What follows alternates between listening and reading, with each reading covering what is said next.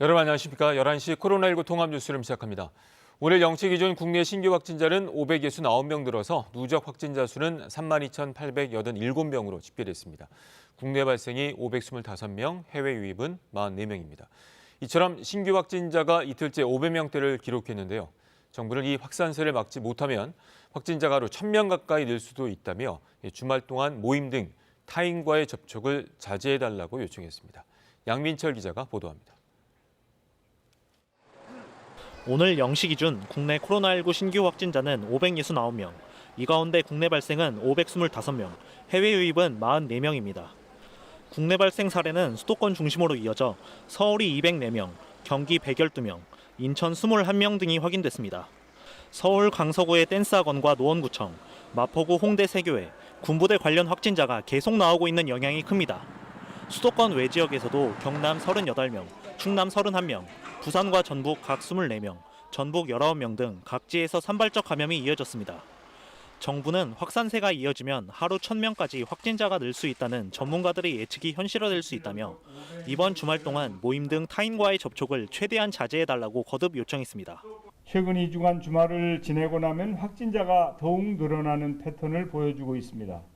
따라서 이번 주말을 어떻게 보내는지가 다음 주 확산 여부를 판가름할 것으로 예상됩니다.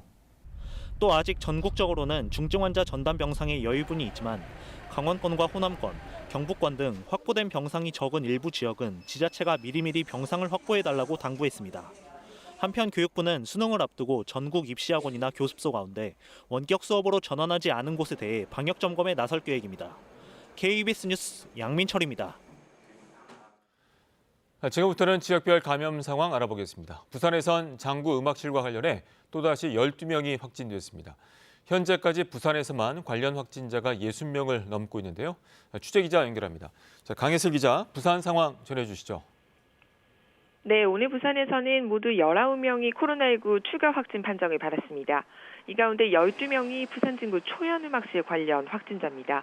이로써 음악실 관련 확진자는 음악실 이용자와 접촉자를 포함해 부산에서만 모두 63명으로 늘었습니다. 초연음악실과 관련해 현재까지 접촉자는 모두 1,300여 명으로 집계된 상황입니다. 특히 확진자 중 인창요양병원 직원이 포함된 것으로 나타나 병원 입원 환자들과 직원들에 대한 전수조사가 진행되고 있습니다. 음악실 관련 확진자 외에 나머지 7명 신규 확진자 중 4명은 감염 경로가 불분명한 기존 확진자의 접촉자입니다. 특히 이 중 1명은 앞서 확진자가 나온 부산 남구 수성초등학교 학생으로 보건당국은 추가 접촉자를 파악하고 있습니다. 나머지 2명은 감염 경로가 확인되지 않은 사례이고 또 다른 확진자는 인도네시아에서 입국한 사람입니다. 부산에선 지난 2월 코로나 첫 확진 이후 처음으로 나흘 연속 2자릿수 확진자가 발생하는 등 재확산 우려가 커지자 자체적으로 2단계에 준하는 조치를 어제부로 시작했습니다.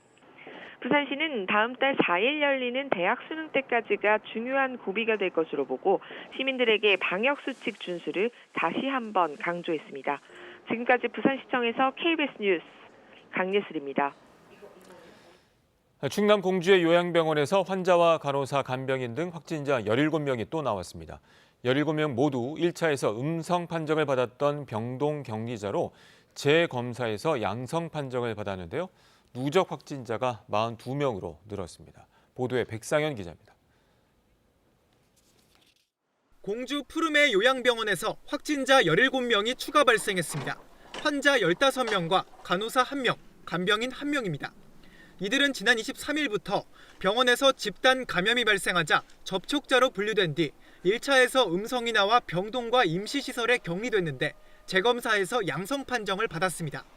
어제 해당 병원에서는 음성 판정을 받았던 환자 3명과 간병인 1명이 발열 증세를 보인 뒤 재검사에서 확진되면서 방역당국은 추가 확진자가 나온 2개 병동에 139명에 대한 재검사를 벌였고 이 가운데 17명이 양성 판정을 받았습니다. 이로써 공주 푸르메 요양병원과 직간접적으로 관련된 누적 확진자는 모두 42명으로 늘었습니다.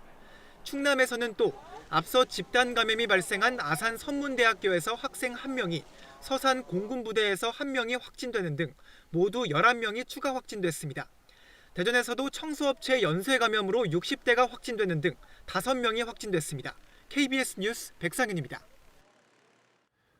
방역당국은 12월 초까지 하루 확진자가 400에서 600명까지 나올 수 있다고 예측하고 있습니다. 지금의 확산세를 막으려면 새로운 집단 감염을 막는 것이 가장 중요한데요. 마스크 잘 쓰고 모이지 말고 제때 검사받는 게 필수라고 강조했습니다. 서병립 기자가 보도합니다. 서울 구로구의 한 병원. 환자 한 명이 마스크도 쓰지 않은 채 치료실을 서성입니다. 이후 이 환자를 포함해 5명이 코로나19에 감염됐습니다. 하지만 환자와 접촉했던 의료진 17명은 한 명도 확진되지 않았습니다. 마스크를 철저히 썼기 때문입니다. 걸리신 분들은 마스크 하나도 안 끼고 있었어요. 저희 직원분들 같은 경우도 전부 다 마스크 끼고 있으니 그래서 안 걸렸어요. 그분들하고 접촉을 했는데도. 반대로 경각심이 약해지면 감염은 확산합니다. 모임 자제 공고를 무시하고 단체 연수를 떠났던 진주시 사례에선 추가 감염자가 계속 나오고 있습니다. 단체 여행을 매개로 한 집단 감염도 여전히 발생하는 현실입니다. 나 하나쯤이야 하는 행동이 나뿐만 아니라 가족, 지인, 동료의 감염으로 이어질 수 있습니다. 수도권 거리두기를 2단계로 올렸지만 다음 달 초까지 하루 400에서 600명의 확진자가 발생할 것으로 방역당국은 예상합니다. 현재의 거리두기 상향 효과는 다음 주부터 나타날 것으로 예측되기 때문입니다. 소규모 유행에서 감염된 환자들이 다시 다른 유행의 감염원이 되는 것을 차단하는 것이 가장 중요한 전략이 됩니다. 새로운 집단 감염이 나오지 않도록 하는 게 가장 중요한데 이를 위해선 국민적 차원의 강력한 대응이 요구된다며 3가지 필수 사항을 요청했습니다. 마스크를 착용하는 것은 물론 가급적 모이지 말고 의심 증상이 있으면 바로 검사를 받아달라는 겁니다. 조용한 전파가 지속되는 경우에 접촉자, 환자들의 동선을 추적 관리하면서 이것을 다 억제한다. 이 속도는 대응팀을 증가시킨다라고 하더라도 따라잡기 어렵다. 방역당국은 수도권 거리두기 2.5단계 상향을 검토하긴 아직 이르지만 확산세에 따라 언제든 강력한 조치를 취할 수 있다고 강조했습니다. KBS 뉴스 서병립입니다. 다음 소식입니다. 법무부가 윤석열 검찰총장에 대한 징계 청구와 직무 배제에 이어서 직권 남용 혐의로 수사를 의뢰했습니다. 감찰 결과에서 제기된 판사 사찰 의혹 관련인데요. 윤 총장 측은 논란의 문건을 공개하며 사찰이 아니라고 거듭 주장했습니다. 보도에 백인성 기자입니다. 법무부가 판사 사찰 의혹과 관련해 윤석열 검찰총장을 직권남용 혐의로 대검찰청에 수사 의뢰했습니다. 재판에 영향을 주기 위해 악용할 수 있는 개인정보가 담긴 문건이 윤 총장의 지시로 작성, 배포됐다는 겁니다. 실제 악용이 의심되는 사례도 확인하는 등 매우 중대한 범죄라고 판단했다고 법무부는 밝혔습니다. 문건을 작성한 수사정보정책관실은 수사 정보를 수집한 곳일 뿐이어서 이런 문건을 만든 것 자체가 범죄 행위로서의 사찰이라고 지적했습니다. 논란이 커지자 윤 총장의 변호인들은 상식적 판단에 맡겨보자며 9페이지 분량의 해당 문건을 공개했습니다. 주요 특수공안사건 재판부 분석이라는 이름의 문건에는 사건 피고인별로 재판부와 판사 이름을 기재했고 비고란을 해당 판사의 학력과 근무 경력 등 출신, 주요 판결, 세평으로 구분했습니다. 세평에는 논란이 됐던 우리법 연구회 출신이지만 합리적이라는 평가, 16년도 무리야기법관 리스트에 포함됐다는 등의 내용이 담겼습니다. 재판 진행 방식이나 변호인의 주장을 들어주는 정도, 공판 검사들의 의견 등도 포함됐습니다. 윤 총장 측은 실제 문건에서 볼 수 있듯 공개된 자료와 일선청 공판 검사들에게 물어본 내용을 공판 참고용으로 정리한 것이라 주장했습니다. 문건을 작성한 수사정보정책관실의 직무에서도 벗어나지 않는다고 강조했습니다. 수사 의뢰를 받은 대검은 사건을 어느 검찰청에 배당할지 검토 중입니다. KBS 뉴스 백인성입니다. 한편 추미애 법무부 장관의 조치가 위법 부당하다는 검찰 내 집단 반발 움직임이 확산되고 있습니다. 평 검사들은 물론 고검장과 검사장급 검찰 수뇌부까지 릴레이 성명을 이어갔습니다. 이어서 이재 기자입니다. 1년의 사태에 참담함을 느낀다. 헌정 초유의 총장 직무 배제와 징계 청구를 마주한 전국 최대 검찰청 서울중앙지검 평검사들이 입장문을 통해 밝힌 심경입니다. 이에 앞서 중앙지검 부부장 검사들도 추미애 법무부 장관의 처분이 검찰개혁에 역행한다고 하는 등 윤석열 검찰총장 관련 수사를 하고 있는 중앙지검의 검사들까지 집단 반발에 동참했습니다. 그제 대검 내 평검사인 검찰 연구관들을 시작으로 서울내 지검은 물론 전국 지검과 지청의 평검사들이 잇따라 총장 직무 배제와 징계 청구에 대한 논의를 갖고 입장을 밝혔습니다. 취지는 비슷합니다. 검찰총장의 임기는 법률로 보장돼 있는데 제대로 사실 확인 없이 절차, 규정에 맞지 않게 직무정지와 징계 청구가 이루어져 위법, 부당하다는 겁니다. 검경 수사권 조정 등 검찰개혁에 전념할 수 있도록 추 장관이 처분을 재고해달라는 말도 공통적으로 나왔습니다. 전국 고검장 6명과 검사장 18명 등 검찰 고위 간부들과 추 장관의 지시로 총장 감찰을 진행 중인 대검 감찰부의 팀장도 총장 직무 배제에 반대 입장을 밝혔습니다. 윤 총장과 갈등을 빚어온 이성윤 서울중앙지검장을 비롯해 재경지검장 3명은 입장문에 이름을 올리지 않았습니다. 검찰 공무원인 전국 각급 검찰청 사무국장들도 검사들의 입장에 목소리를 보탰습니다. 한편 대한변호사협회도 추 장관의 조치가 검찰 조직과 국민에 심각한 영향을 미칠 수 있는데도 너무 성급하게 이루어졌다고 우려를 표시하고 철회를 촉구했습니다. KBS 뉴스 이재입니다. 코로나19 방역을 위해 종교 행사 참석자 수를 제한하는 것은 부당하다는 미국 연방대법원의 판결이 나왔습니다. 지난달 부임한 보수 성향의 베럿 대법관이 이번 판결에 결정적 역할을 했다고 미국 언론들이 보도했습니다. 뉴욕 한보경 특파원이 보도합니다. 미국 연방대법원이 뉴욕주가 코로나19 확산을 막기 위해 예배 모임에 참석자 수를 제한한 건 헌법에 위배된다는 판결을 내렸습니다. 유대교와 가톨릭교회가 제기한 소송에서 종교단체들의 손을 들어준 겁니다. 9명의 연방대법관이 5대4로 의견이 갈렸는데 다수 의견은 뉴욕주의 규제가 종교의 자유를 보장한 수정헌법 제1조를 위반했다고 봤습니다. 미국 언론들은 진보 성향의 긴즈버그 대법관 타계 후 그 빈자리를 채운 베럿 대법관이 이번 판결에 결정적 역할을 했다는 분석을 내놓고 있습니다. 대선을 코앞에 두고 베럿 대법관 임명을 강행했던 트럼프 대통령은 대법원 판결이 나온 직후 관련 기사를 트위터에 올리고 행복한 추수감사절이라고 했습니다. 연방대법원은 긴즈버그 대법관이 사망하기 전인 지난 5월과 7월에 있었던 캘리포니아, 네바다와 관련한 소송에선 모두 주정부의 예배 제한권을 인정하는 취지의 판결을 내린 바 있습니다. 쿠오모 뉴욕 주지사는 연방대법원이 달라졌다며 강하게 날을 세웠습니다. Why rule on a case that is moot and come up with a different decision than you did several months ago on the same issue? You have a different court. 지난달 초 초정통파 유대교도들이 모여 사는 브루클린 일대를 중심으로 코로나19 확진자 수가 급증하자 쿠오모 뉴욕 주지사는 양성률이 높은 지역에 대해 예배 참석 인원을 10명으로 제한하는 행정명령을 내렸고 이에 항의하는 유대교도들의 대규모 시위가 이어졌습니다.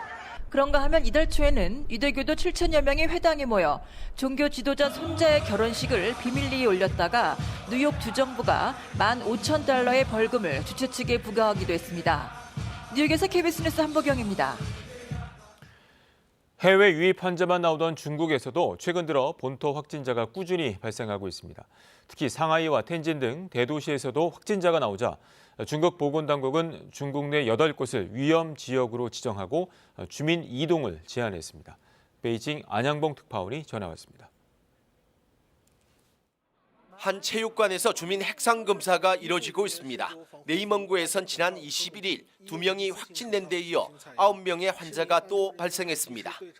我们这个福田问题馆呢配备了34个检测人员，应该是每3秒应该检测一个人。该满洲的这个南区28,000多人，我们应该是3天。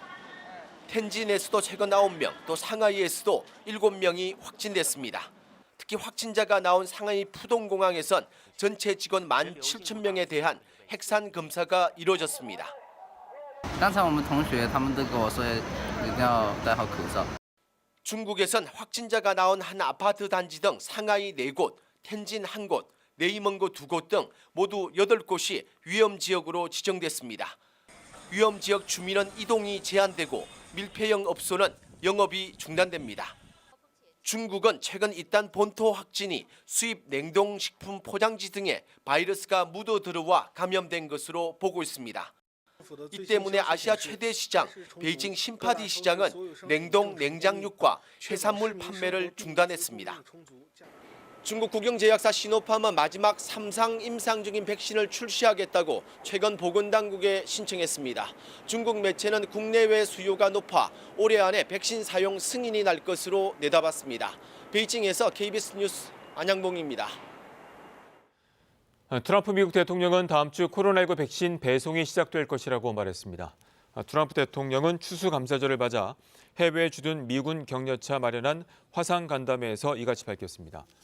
트럼프 대통령은 백신이 초기에는 코로나19 싸움의 최전선에서 일하는 사람들과 의료 요원, 노인들에게 보내질 것이라고 말했습니다. 잠시 뒤 중앙재난안전대책본부의 브리핑이 있을 예정인데요. 오늘은 11시 20분에 예정이 되어 있습니다. 먼저 박광식 의학전문기자와 함께 이야기 나누겠습니다. 자, 보통은 11시에 이제 정례 브리핑이 시작이 되는데 오늘 11시 20분이네요. 뭐 특별한 이유가 있습니까? 일단 이틀 연속 신규 확진자가 500명을 넘어섰고요. 그래서 네. 방역 당국이 추가적인 방역 강화 조치 방안을 내놓을 것으로 보입니다. 그렇군요. 그리고 이제 코로나19 시대에 이제 안정적인 돌봄 체계 구축 방안에 대해서 언급할 것으로 보이는데요. 배석자도요. 질병관리청뿐 아니라 교육부, 여성가족부, 보건복지부, 고용노동부 관계자가 지금 참석할 예정으로 알려져 있습니다. 네, 잠시 뒤 11시 20분에 정부 서울청사에서 브리핑이 시작이 되면 바로 연결을 하도록 하겠습니다. 오전에 이제 총리도 언급을 했습니다만 상황이 매우 심각하고 긴박하다는 표현을 썼어요. 현재 상황 어떻게 봐야 될까요? 네, 일단 지금 현재 국내에서 치료받고 있는 격리 중인 사람의 숫자를 좀 봐야 됩니다. 네. 벌써 5천 명을 넘어섰습니다. 5,268명이고요. 이 중 증세가 심각한 위중증 환자는 77명입니다.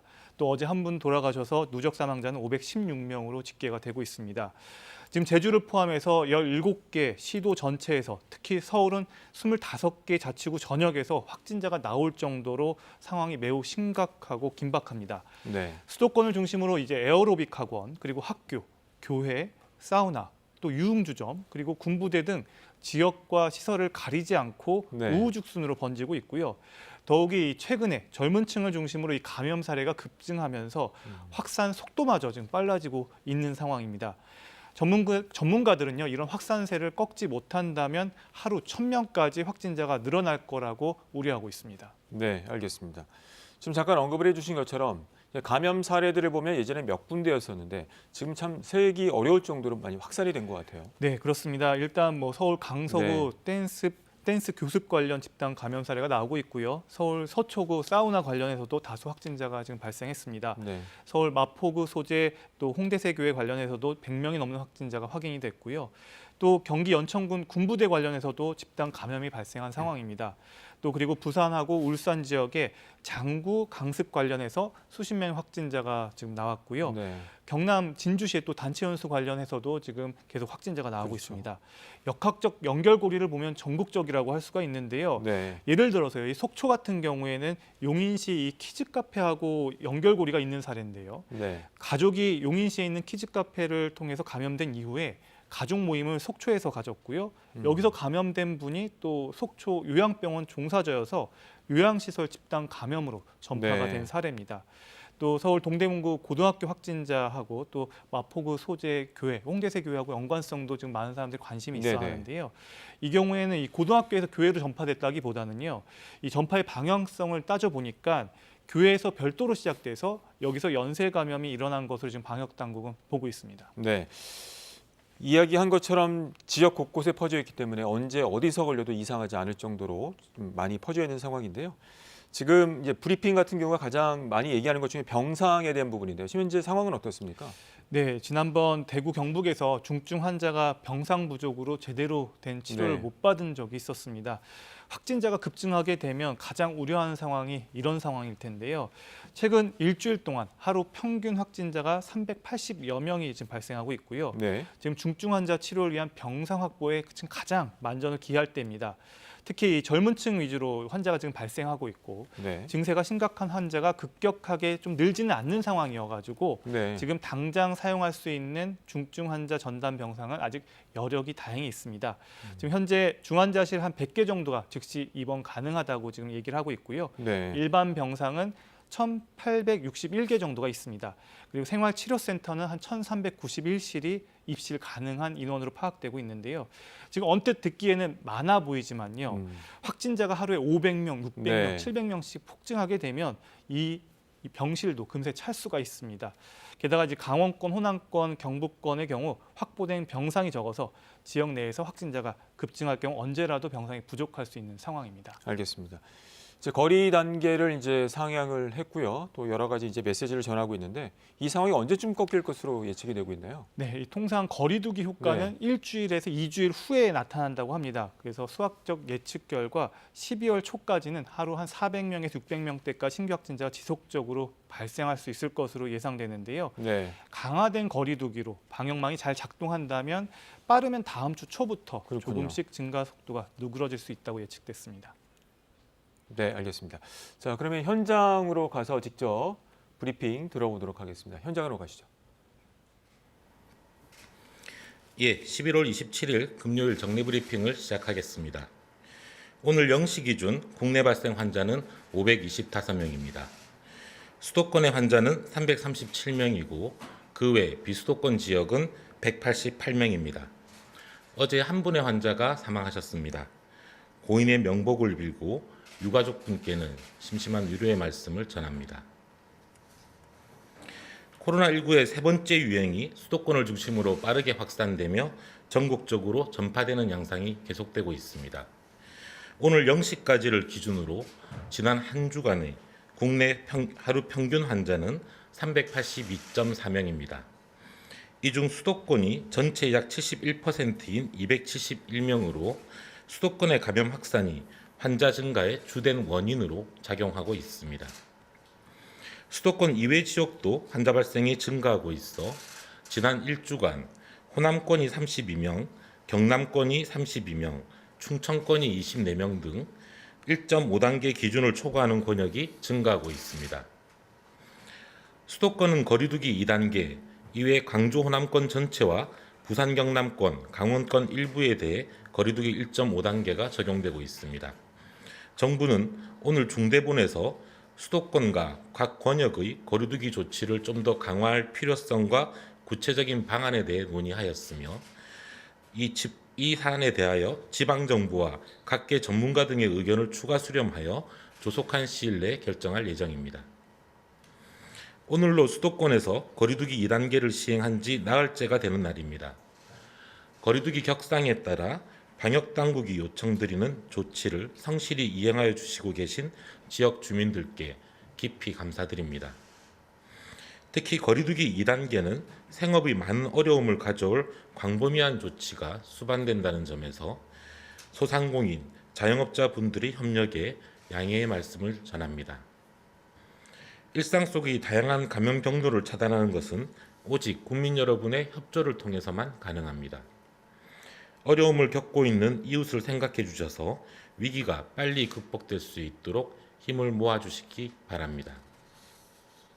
지난 한 주 동안 수도권의 평균 휴대폰 이동량을 보면 수도권의 거리두기 1.5단계를 시행하기 직전의 한 주와 대비해 볼 때 이동량이 평균적으로 7% 정도 감소하였습니다. 국민 여러분들께서 어려운 가운데 약속과 모임을 줄여주시는 등 이동량을 줄이기 위해 적극적으로 동참해 주신 데 대해 깊이 감사드립니다. 거리두기 효과는 다음 주부터 본격적으로 나타날 것으로 예상되며 그때까지 지금의 노력을 계속 유지해 주실 것을 당부드립니다.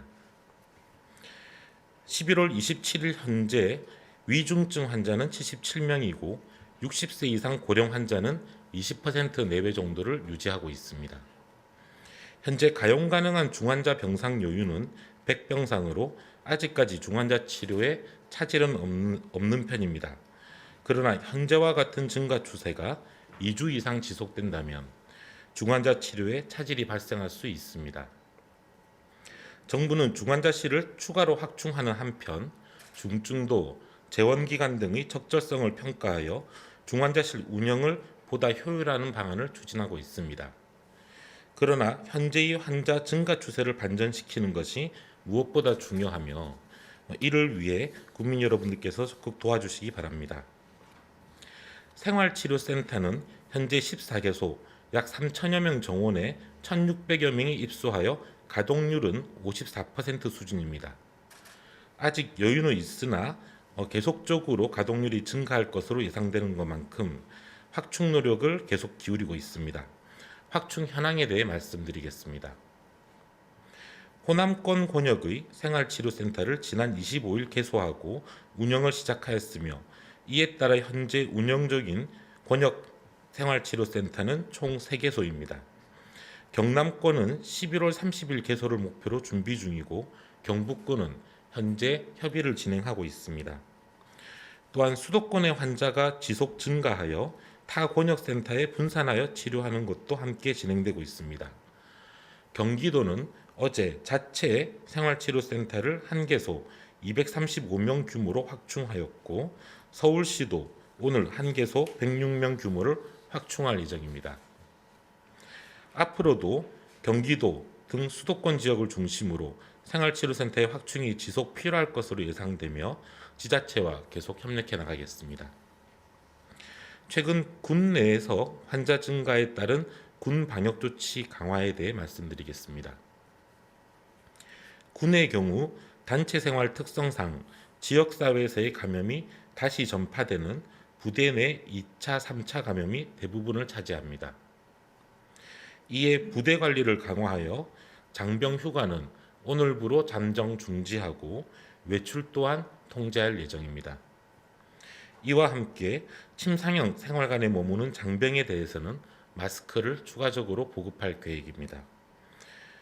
간부의 경우에도 일과 후 숙소에 대기하도록 하고 회식과 사적 모임은 연기하거나 취소하도록 하였습니다. 행사나 출장, 대면 회의는 원칙적으로 금지하였고 중점 일반 관리시설의 방문도 금지하였습니다. 이와 함께 군 내에서의 추가적인 감염 확산에 대비하여 군 시설 등을 활용하여 1인 격리시설과 군 자체의 생활치료센터도 확보할 계획입니다. 사회복지시설에 대한 방역, 안전, 종합점검 실시 계획에 대해 말씀드리겠습니다. 11월 30일부터 내년 1월 8일까지 전국의 사회복지시설 2,900여 개소를 대상으로 지자체의 현장 점검이 실시됩니다. 특히 20년 이후 노후시설, 50인 이상 거주시설, 하절기 점검 결과 재점검이 필요한 시설 등 63개소는 정부와 지자체가 합동으로 점검할 예정입니다. 코로나19 확산세를 고려하여 시설 내 감염병 관리 대책과 방역 지침의 준수 여부, 휴관 시 긴급 돌봄 제공 계획 등을 중점적으로 살펴보겠습니다. 이와 함께 전국 어린이집 약 4만여 개소에 대해서는 별도의 계획을 수립하여 점검을 실시할 계획입니다. 정신의료기관 등 감염 취약시설에 대한 감염 예방 노력에 대해 말씀드리겠습니다. 보건복지부는 정신의료기관의 시설 기준을 강화하는 내용의 정신건강복지법 시행규칙 개정안을 어제자로 입법 예고하였습니다. 1인실 면적 기준은 기존 6.3m 제곱에서 10m 제곱으로, 다인실은 1인당 4.3m 제곱에서 6.3m 제곱으로 확대되고 병실당 병상수도 기존의 10병상에서 6병상 이하로 줄이고 병상 간에는 1.5m 이상의 이격거리를 두도록 하였습니다. 또한 입원실에는 화장실과 손 씻기와 환기시설이 설치되도록 하고 300병상 이상 정신의료기관은 감염병 예방을 위한 별도의 격리병실을 두도록 하였습니다. 지자체에서의 방역 강화 노력에 대해 소개드리겠습니다. 제주도는 겨울철 대유행에 대비한 특별 방역 대책을 발표하고 집중 관리에 돌입하였습니다. 11월 24일부터 연말까지 제주의 공항만을 통한 모든 입국객에 대하여 마스크 착용 등 방역 수칙을 준수하도록 하는 행정명령을 발동하였습니다. 또한 의심 증상이 있는 사람은 제주공항의 선별진료소에서 의무적으로 진단검사를 받아야 하며 이에 따른 격리 비용은 본인이 부담해야 합니다. 또한 의심 증상이 있음에도 여행을 강행하는 등 방역 수칙의 미준수로 발생한 피해에 대해서는 구상권 청구를 적극적으로 검토할 방침이며 현재 3건의 구상권 청구가 진행 중에 있습니다. 제주도를 방문할 예정인 분들께서는 이러한 조치에 대해 미리 숙지하여 주시고 협조해 주실 것을 당부드립니다. 현재 집단 감염이 발생한 곳들은 일상생활에서의 지인, 친척들과의 식사 모임이나 소모임 등과 함께 위험도가 높은 다중이용시설들입니다. 음식점과 주점, 에어로빅 학원, 헬스장, 키즈카페, 사우나, 노래방, 교회, 학원 등이 이러한 주요 장소들입니다. 현재 수도권의 경우에는 언제 어디서 감염이 되어도 이상하지 않은 상황이며 특히 집단 감염 사례들에서 공통적으로 나타나는 위험성을 고려하여 다음 3가지 사항을 꼭 지켜주실 것을 당부드립니다. 첫째, 당분간 모든 모임과 약속을 취소하고 집에 머물러 주시기 바랍니다. 특히 친척, 지인분들과 함께 식사를 하는 모임은 위험도가 무척 높기에 반드시 취소해 주시기 바랍니다. 둘째, 다중이용시설의 출입을 삼가해 주시기 바랍니다. 많은 사람이 모이는 시설, 밀폐된 시설, 식사나 사우나, 운동 등으로 인해 마스크 착용이 어려운 시설은 꼭 피해 주실 것을 부탁드리겠습니다. 마지막으로 증상이 있으시면 신속히 검사 받아주시기 바랍니다. 빠른 검사를 통해 추가적인 전파를 막을 수 있고 여러분의 가족과 지인을 지킬 수 있습니다.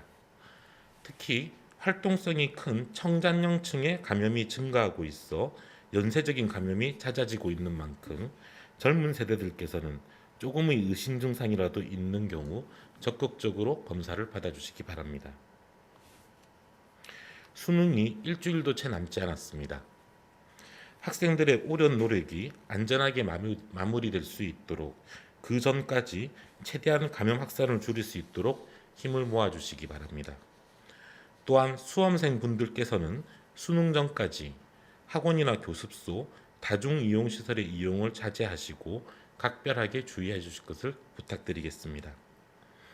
마지막으로 주말을 맞아 종교활동과 약속 모임 등이 있으신 분들은 이를 최소화하거나 혹은 취소해 주실 것을 다시 한번 당부드립니다. 감사합니다.